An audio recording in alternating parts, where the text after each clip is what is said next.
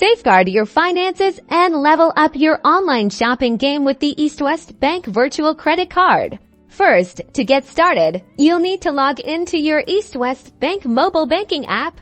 Once inside, navigate to the cards section and look for the option related to virtual cards or e-cards. You'll then be prompted to activate your virtual card. Simply tap on Activate and follow the on-screen instructions. Once activated, your virtual card details, including the card number, expiry date, and CVV, will be instantly generated within the app.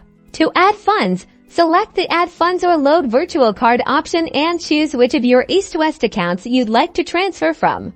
Now, when you're ready to make a secure online purchase, simply copy your virtual card details from the app and paste them into the payment fields on the merchant's website.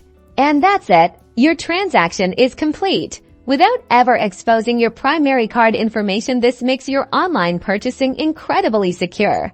Utilizing the EastWest virtual card provides an extra layer of protection against fraud, giving you complete peace of mind with every online purchase. Experience smarter, safer online transactions with the EastWest Bank virtual credit card.